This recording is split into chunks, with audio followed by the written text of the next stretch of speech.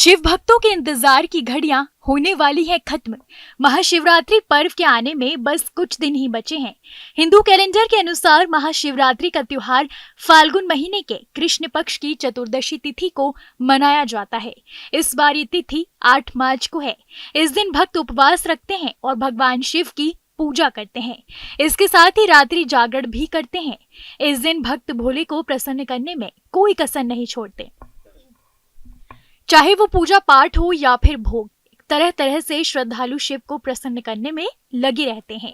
अगर भोग की बात करें तो शिव जी मात्र ठंडाई के भोग से भी प्रसन्न हो जाते हैं। ठंडाई को शिवालय में बतौर भोग चढ़ाए जाने की परंपरा कई सालों से चली आ रही है। कई शिव मंदिरों में शिवरात्रि पर प्रसाद के तौर पर ठंडाई ही बांटी जाती है। देवों के देव महादेव को सिर्फ ठंडाई का भोग क्यों लगाते हैं, क्या है इसकी पौराणिक कहानी, चलिए जानते हैं। धर्म के जानकारों का कहना है, समुद्र मंथन के दौरान समुद्र से 14 तरह के रत्न निकले थे, जिनमें कालकूट विष भी शामिल था। कालकूट विष से धरती संकट पर आ गया था। तब भोलेनाथ ने विष का पान किया था। विषपान के चलते भगवान शिव के शरीर में जलन उत्पन्न हो गई थी। भगवान परेशान हो गए थे, इसलिए देवताओं ने भोलेनाथ के शरीर की जलन कम करने के लिए उन्हें ठंडी चीजें खिलाई, जिसके बाद ठंडाई ने ही उन्हें शीतलता प्रदान की थी और भोलेनाथ को जलन से राहत मिली थी। यही वजह है कि महाशिवरात्रि पर विशेष रूप से ठंडाई बनाकर भोलेनाथ को भोग लगाया जाता है। ठंडाई की अपनी विशेषताएं हैं। औषधीय गुणों से भरपूर होती है ठंडाई। ठंडाई में उपयोग किए जाने वाले खरबूजे के बीज, काजू, बादाम, दूध, पिस्ता, इलायची, केसर पदार्थों में औषधीय गुण होते हैं, जो स्वास्थ्य के लिए लाभदायक होते हैं। ठंडाई शरीर को ठंडा रखने, पाचन क्रिया को बेहतर बनाने और ऊर्जा प्रदान करने में सहायक होती है।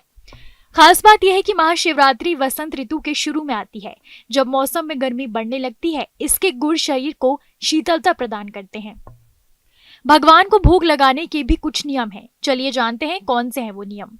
भगवान को हमेशा सात्विक चीजों का ही भोग लगाना चाहिए। प्रसाद कभी भी जमीन पर नहीं चढ़ाना चाहिए। इसे पीतल या चांदी जैसे धातु के बने पात्रों में ही चढ़ाएं। प्रसाद में गंगा जल जरूर डालें।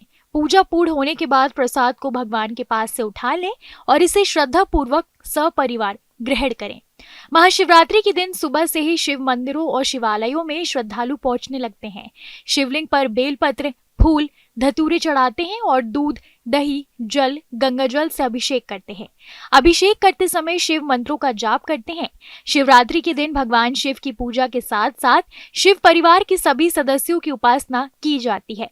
सुख शांति की कामना से शिव जी की पूजा की जाती है और उनके निमित्त व्रत रखा जाता है। कैसी लगी आपको हमारी ये जानकारी, हमें कमेंट बॉक्स में जरूर बताएं।